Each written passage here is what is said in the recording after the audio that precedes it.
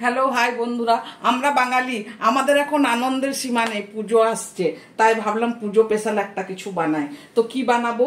তো এখন Saturday Sunday আসছে, তো আজকে সানডে, তো এই যে মাটন নিয়ে এসছে, তো ভাবলাম মটন বিরিয়ানি রেসিপিটা তোমাদের সাথে শেয়ার করি। যদি ভালো লাগে তোমরা অবশ্যই একদিন পুজোতে বানাবে। এই যে দেখো আমি তার জন্য কি কি নিয়ে নিয়েছি প্রথমে তোমাদের দেখাই। এই যে এখানে আছে গোলমরিচের গুঁড়ো, এখানে আছে গরম মশলা। গরম মশলাতে আমি কি কি নিয়েছি সেটা তোমাদের পরে দেখাবো। এখানে আছে টমেটো পেস্ট, এখানে আছে কাঁচা লঙ্কা রসুনের পেস্ট, এখানে আছে আদার পেস্ট, এখানে আছে একটু পেঁপে বাটা। এই দেখো আমি এক টুকরা পেঁপে নিয়েছি, এই যে এক টুকরা পেঁপে কেটে আমি এই যে এখানে পেস্ট করে নিয়েছি। কেননা আমি যেহেতু মটনটা কুকারে বানাবো না, কড়াইয়ের মধ্যে বানাবো, তো একটু তাড়াতাড়িও সেদ্ধ হবে আর ভালো সেদ্ধ হবে। তার জন্য আমি এখানে নিয়ে নিয়েছি পেঁপের পেস্ট, আর এখানে নিয়ে নিয়েছি বেরেস্তা।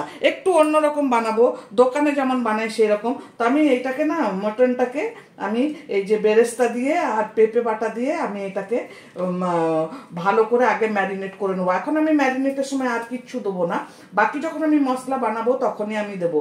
এখানে আমার মটনটা না 600 গ্রাম মটন আছে। তো আমি যেহেতু ঘরে বানাচ্ছি, আমি ওই 600 গ্রামের মতনই চাল নিয়েছি, বেশি নিইনি। আর চালটা ধুয়ে আমি ভালো করে রেডি করে রেখেছি। ওইটা ভাত করে নেবো পরে, আমি যখন মাংসটা কষাবো তখনই আমি ভাতটা করে নেবো। তো এই যে আমি এখন এইটা দিয়ে খালি ম্যারিনেট করে রাখছি। পেঁপেটা দিলে তাড়াতাড়ি সেদ্ধ হয়। আর যদি তোমরা পেঁপে তো সবসময় থাকে, আর যদি পেঁপে যদি না থাকে হাতের কাছে, তোমার সেদ্ধ হওয়ার জন্য আরেকটা জিনিস আমরা ব্যবহার করতে পারি। সেটা কি জানো তো? সেটা হচ্ছে সুপারি। আমরা যে পান খাই না, সুপারি, সেই সুপারিটা যদি একটু থেতো করে দিয়ে দেওয়া হয় না, তাহলে তাতেও মাংসটা খুব তাড়াতাড়ি সেদ্ধ হয়ে যায়। তো চলো এখন আমি এটা বানাবো, গ্যাসের পাশে যাই, আর কিভাবে বানাই সেটা তোমাদের দেখাবো। আর তোমরা সঙ্গে থাকো আর দেখতে থাকো। হ্যাঁ, যেটা তোমাদের দেখানো হয়নি সেটা হচ্ছে এই যে আমাদের বাঙালি বিরিয়ানি গোটা আলু ছাড়া পুরো হয় না, তাই এই যে গোটা আলু আছে। আর যেহেতু এখানে আমি বেরেস্তা বেশি করে দিয়ে আমার ম্যারিনেট করা আছে, তাই আমি এখানে পেঁয়াজের পরিমাণটা কম নিয়েছি। কড়াইটা আমি চাপিয়ে দিয়েছি, তেল দিয়ে দিয়েছি পরিমাণ মতো। এখন একটু চিনি দিচ্ছি, অল্প একটু চিনি দিলাম। এবার আমি গরম মশলাগুলো তোমাদের দেখাবো। এই দেখো, এই যে জায়ফল আছে, এই যে জায়ফলটা না আমি পরে ইউজ করবো। এটা না আমি পরে, যখন আমার মটনটা হয়ে যাবে তৈরি করা, তখন আমি তোমাকে ওইটা গুঁড়ো করে দেবো। তো সেটা তোমাদের সাথে পরে দেখাবো। এই যে আমি প্রথমে দিলাম ডগর ফুল, তারপরে আছে এই যে বড় এলাচ, তারপরে আছে লবঙ্গ, তারপরে আছে লবঙ্গ না, দালচিনি দিলাম। আর এই যে আছে তোমার চাকতি ফুল, এটা জাবিত্রী। আর এখানে আছে ছোট এলাচ, আর তোমার ছোট এলাচ আর গোলমরিচ, গোটা গোলমরিচ। এই যে আমি গোলমরিচের গুঁড়ো দেবো, তো তার জন্য আমি গোলমরিচ এখানে কম দিলাম। আর এই যে দিচ্ছি তেজপাতা, আমি পেঁয়াজটা দিয়ে দিচ্ছি। তারপর আমি দেবো লবঙ্গ। আমি লবঙ্গটা নেওয়া হয়নি, আমার লবঙ্গটাও দিতে হবে। লবঙ্গ না দিলে তো গরম মশলা তো অপূর্ণ থেকে যাবে, তাই এই যে দেখো লবঙ্গ নিয়ে এলাম, লবঙ্গ দিয়ে দিলাম। এখন আমি এটা পেঁয়াজটা ভালো করে ভেজে নেবো। হ্যাঁ, তোমাদেরকে আমি একটা কথা শেয়ার করি। ওই যে আমি ডগর ফুল দিলাম না, যেটা বলে, কেউ বলে পাথর ফুল, ওইটা বলে, কিন্তু আগে কিন্তু এটার ব্যবহার আমরা জানতাম না। আমি এখানেই শিখেছি ওইটার ব্যবহার। যদি থাকে তাহলে দেবে, না হলে না দেবে। কেননা ওই ফুলটা না ভীষণ স্ট্রং। এই যে আমার ছোটো এলাচ আর গোলমরিচটা দিয়ে দিলাম, আর জায়ফলটা রেখে দিলাম, আমি পরে দেবো জায়ফলের গুঁড়োটা। ভীষণ স্ট্রং ওইটা তাহলে ওইটা দিলে না, জায়ফলের গুঁড়ো দিলে আমাদের যেমন খুব ভালো বিরিয়ানির গন্ধ হয়, ওই দগর ফুলটা দিলেও ওইরকম হয়। এখানে দগড় মিন্স পাথর, এখানে পাথরকে দগড় বলে, তো ওইটা পাথর ফুল বলে। অ্যাকচুয়াল বাংলাতে বললে পাথর ফুল। হয়ে গেছে আমার পেঁয়াজটা।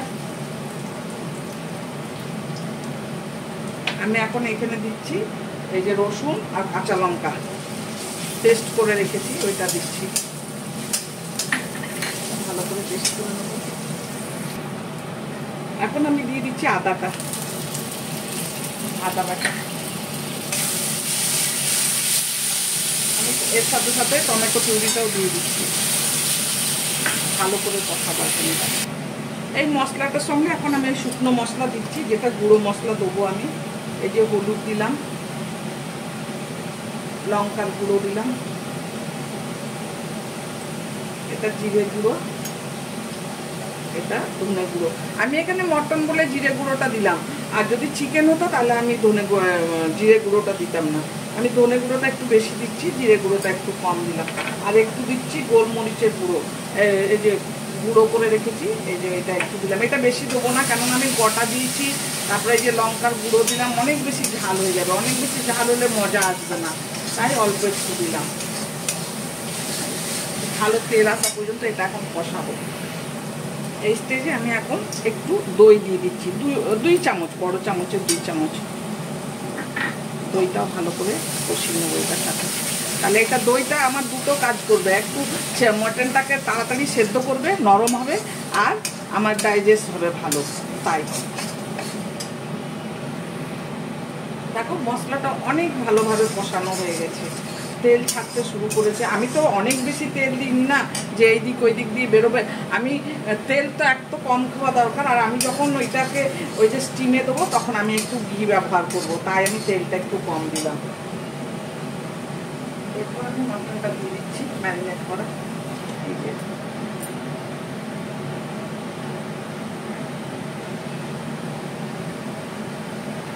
সাথে সাথে আমি ভাতটাও বসিয়ে দেবো, ভাতটাও হয়ে যাওয়া দরকার না।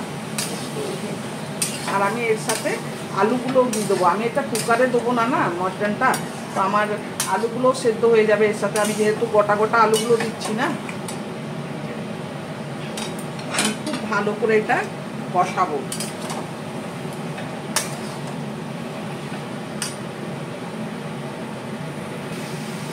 মটন এখন আমার অনেকটা কষানো হয়ে গেছে, এখন আমি নুন দিচ্ছি। আমি আগে মটনটা ভালো করে কষিয়ে নিলাম, কেন জানো তো, নুন দিলে তো জল বেরোবে, তখন আমি জল দিয়ে ঢেকে দেবো, তাই আমি এখন পরিমাণ মতো নুন দিচ্ছি। এখন আমি নুনটা একটু কম করে দিচ্ছি, কেননা হওয়ার পরে আমি দেখবো ভাতের মতো নুন থাকবে, তো তাই এখানে নুনটা একটু কম করে দিচ্ছি। নুনটা দিয়ে এখন ভালো করে নেড়ে নিয়ে তারপর ঢেকে দেবো। নুনটা অনেক ভালো করে মিশিয়ে নিয়েছি, দেখো।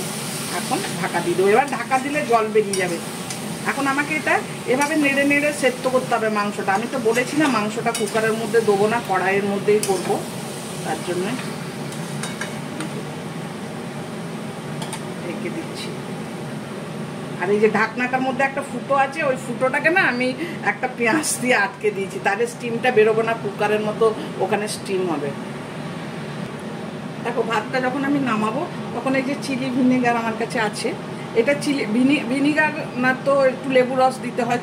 তো আমরা যে প্লেন ভিনিগারটা ব্যবহার করি সেটা একটু গন্ধটা অনেক উগ্র থাকে না, তার জন্য আমি দেখো চিলি ভিনিগারের গন্ধটা থাকে না, তো তার জন্য আমি এই যে 2 চামচের মতো চিলি ভিনিগার নিয়ে নিয়েছি। আর নুন দেবো একটু 1 চামচ, তাহলে আমার বরাবর হয়ে যাবে। আর লেবু দেওয়ার দরকার নেই, চিলি ভিনিগার। নাহলে তোমরা এমনি ভিনেগারও ব্যবহার করতে পারো, না তো লেবু রস তো আছেই, ধরো লেবু রস দিতে পারো। এই যে মটন একদম সেদ্ধ হয়ে গেছে, দেখো কি সুন্দর হয়ে গেছে, দেখেছো কালারটা। এরপর এই যে আমি যেটা জায়ফলটা দেখিয়েছিলাম সেটা গুঁড়ো করে নিয়ে এসছি, আমি পুরোটা দিইনি। জায়ফল দুটো কাজ করা, একটা খুশবু তো ভালো আনবে, গন্ধ সুন্দর, আর তার সাথে কী হবে বলো তো, ডাইজেস্ট করবে খাবারটা, তাড়াতাড়ি হজম হয়ে যাবে, সেটাও কাজ করে। তার জন্যে অল্প করে দিতে হয়, বেশি দিতে নেই।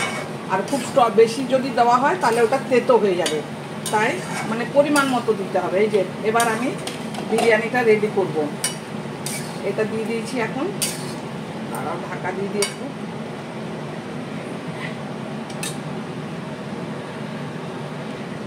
ডেচকিটা আমি রেখে দিয়েছি, এই যে মটন নামিয়ে নিয়েছি এদিকে। এরপর ধীরে ধীরে সব প্রসেস চালু করবো।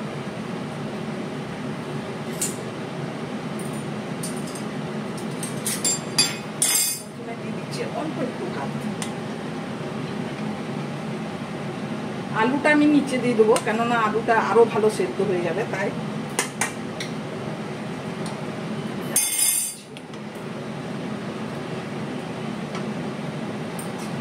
নিচে দিয়ে দিলাম, ভালো করে সেদ্ধ হয়ে যাবে। আরো মটনের গ্রেভি দিয়ে দিচ্ছি,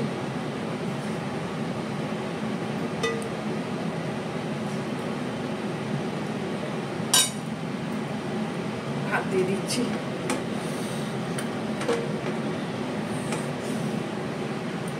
ভাতটা না আমি একটু শক্ত শক্ত করে করেছি, কেন বলো তো, এটা এখন একটু বেশি টাইম সেদ্ধ হবে তো, তার জন্য। এরপর বেরেস্তা দিয়ে দিচ্ছি অল্প, এটা খাওয়ার সময় মুখে পড়লে ভালো লাগবে। একটু বিরিয়ানি মশলা, এটা কেনা বিরিয়ানি মশলা, একটু ডিমের অমলেট করা আছে, এই যে আমি পরে ভালো করে দিচ্ছি।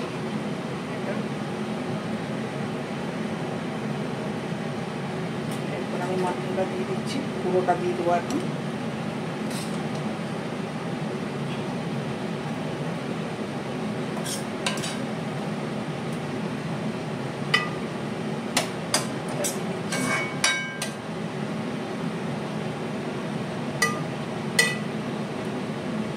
এরপর ভাতটা পুরোটা দিয়ে দেবো।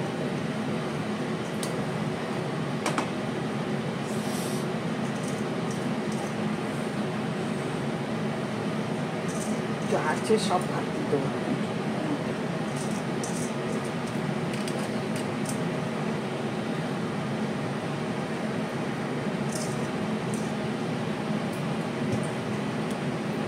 এরপর আবার বিরিয়ানি মশলা,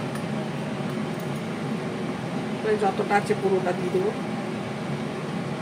অল্পই দিচ্ছি, কেননা আমার তো ভালো করে গরম মশলা সব দেওয়া আছে। দেখো এখানে যারা ধনেপাতা ভালোবাসো তারা ধনেপাতা দিতে পারো, আমি কিন্তু এখানে ধনেপাতা দিইনি। বিরিয়ানিতে মাংস, অ্যাকচুয়াল মাটনও আর চিকেনও, তা ধনেপাতা ভালো যায় না, তাই আমি ধনেপাতা দিলাম না। পুরো মশলাটা দিয়ে দিলাম।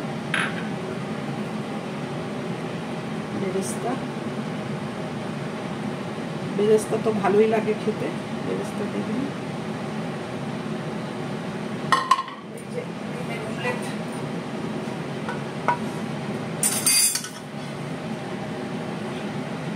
এবার যা আছে পুরোটা উপরে দিয়ে দেবো। এই যে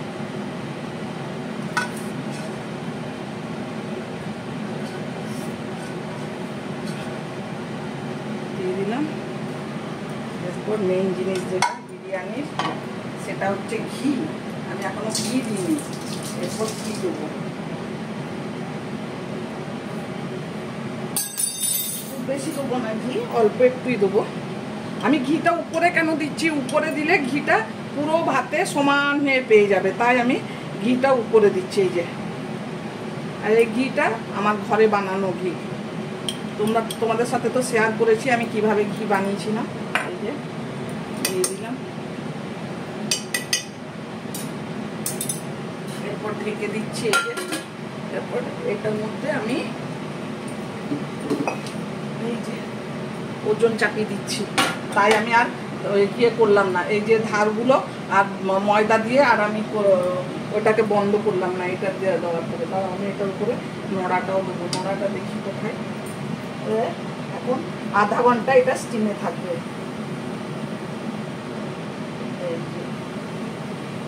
এইভাবে আধা ঘন্টা এখন স্টিমে হবে, তারপর আমি তোমাদের দেখাবো কেমন বানলো, কেমন তৈরি হলো মাটন বিরিয়ানি। দেখো একদম বিরিয়ানি রেডি হয়ে গেছে, তোমাদের এবারে দেখাই ঢাকাটা খুলে। বাপরে এটাও গরম হয়ে গেছে গো। এই যে দেখো একদম ভাপ উঠছে, দেখেছো? চলো এবার ডাইনিং টেবিলে যাই, খেয়ে তোমাদের বলবো কেমন হয়েছে। এসে গেছি ডাইনিং টেবিলে, এবার খেয়ে দেখার পালা কেমন হয়েছে।